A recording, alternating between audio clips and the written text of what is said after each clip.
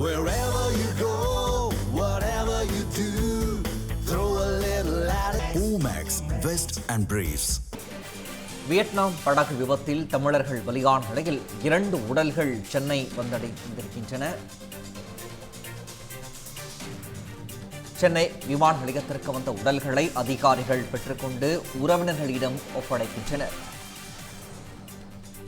இது தொடர்பான மேலதிக விவரங்களை எமது தலைமைச் செய்தியாளர் விக்னேஷிடம் கேட்டு வரலாம். விக்னேஷ், கூடுதல் விவரங்கள்.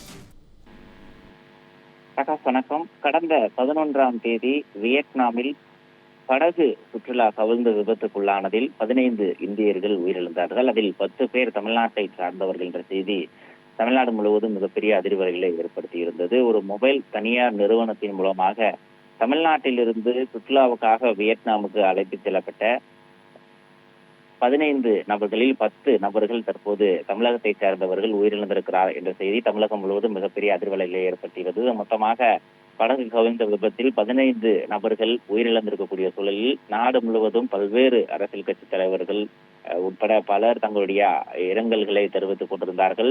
இந்த உயிரிழந்தவர்களுடைய உடல்களை தாயகத்திற்கு மீட்டு வர தேவையான நடவடிக்கைகளை மத்திய மாநில அரசு மேற்கொள்ள வேண்டும் என்ற ஒரு வேண்டுகோளையும் விடுத்திருந்தார்கள். அதன் அடிப்படையில் மத்திய அரசு உடனடியாக வியட்நாமில் இருக்கக்கூடிய இந்திய துணை தூதரகத்தின் மூலமாக அந்த உயிரிழந்தவர்களுடைய உடனை தாயகத்திற்கு கொண்டு வருவது மட்டுமல்லாது அந்த ஆபத்தான நிலையில் மருத்துவமனையில் அனுமதிக்கப்பட்டிருக்கக்கூடிய அந்த நபர்களுக்கும் உயரிய சிகிச்சைகள் வழங்குவதற்கு தேவையான நடவடிக்கைகளை மேற்கொண்டிருந்தது.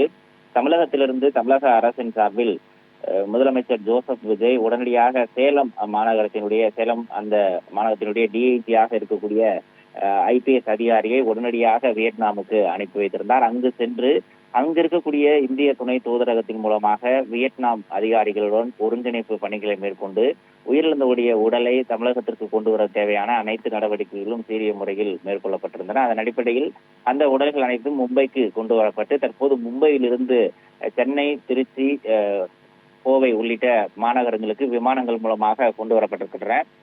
அதன் அடிப்படையில் இன்றைய தினம் காலை முதலாவதாக 2 உடல்கள் சென்னை விமான நிலையத்திற்கு வருகை தந்திருக்கிறது. மொத்தமாக உயிரிழந்த 10 பேரில் 6 நபர்களுடைய உடல்கள் என்பது கோவைக்கும் 4 நபர்களுடைய உடல் சென்னைக்கும் வரவழைக்கப்படும் என அறிவிக்கப்பட்டிருந்தது. அதன் அடிப்படையில் சென்னைக்கு முதற்கட்டமாக 2 உடல்கள் தற்போது வந்திருக்கின்றன. 9:50 மணி கார்கோ விமானத்தில் மேலும் 2 உயிரிழந்தவருடைய உடல்கள் வரும் என எதிர்பார்க்கப்படுகிறது. மீதம் இருக்கக்கூடிய 6 நபர்களுடைய உடல்கள் கோவைக்கு கொண்டு வரப்பட்டு அவரவர் சொந்த இடங்களுக்கு, அதாவது திருச்சி, சேலம், கரூர் உள்ளிட்ட பகுதிகளைச் சேர்ந்த நபர்கள் தான் உயிரிழந்திருக்கிறார்கள். கோவைக்கு கொண்டு வரப்பட்டு அங்கிருந்து ஆம்புலன்ஸ் வாகனங்கள் மூலமாக அவருடைய உடல் சொந்த மாவட்டத்திற்கும் சொந்த ஊருக்கும் எடுத்து செல்லப்பட்டிருப்பதாக தகவல் கிடைக்கப்பட்டிருக்கிறது.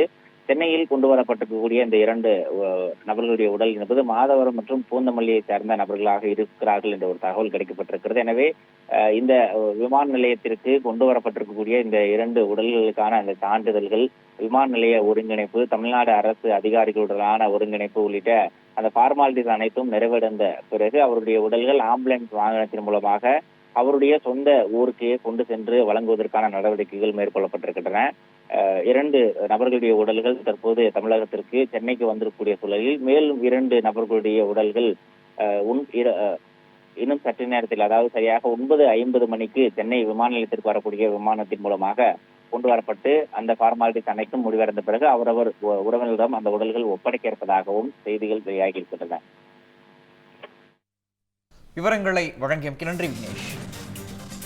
இந்த மாதிரி யூஸ்ஃபுல்லான இன்ஃபர்மேஷன்ஸை தெரிஞ்சுக்க தமிழ் ஜனம் சேனலை சப்ஸ்கிரைப் பண்ணுங்க.